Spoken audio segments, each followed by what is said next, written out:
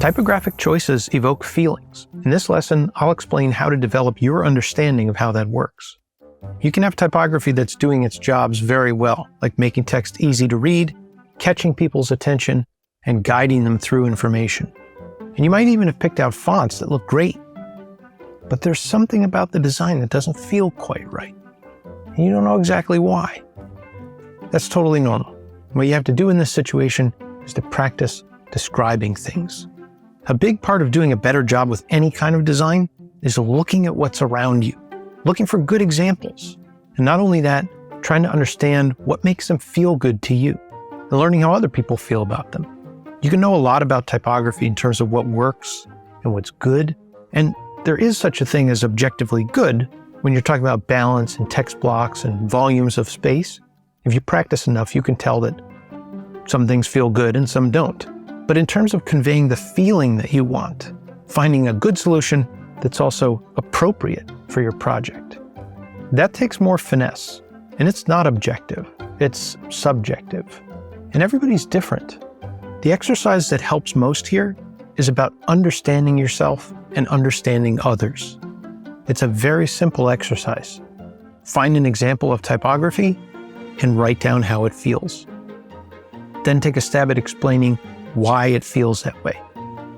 All you need to do is capture a screenshot or a photo and scribble notes. Anything visual with text, whether it's something you've seen online or something in the physical world, capture that. Critique it. Think to yourself, does this feel good or doesn't it? Which parts of it feel good and which don't? Use adjectives to describe how you feel. Get a thesaurus.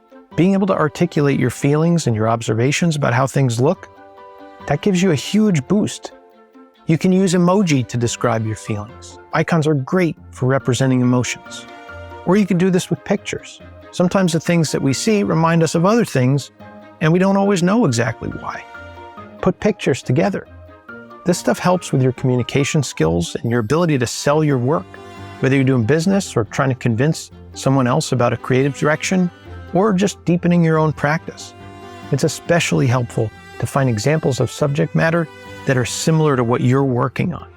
So let's say you're making a website for your small business. Look at other small business websites. Look at your competition. Write down how those things feel. Use words or icons or whatever and describe those feelings.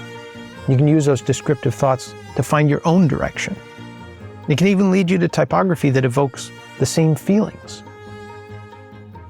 Look to communities that showcase great examples of design, like Behance, Fonts in Use, I Love Typography, or the Letterform Archive.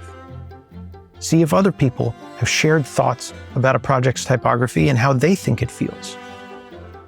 Another great thing to do, listen to type designers, the people who make fonts.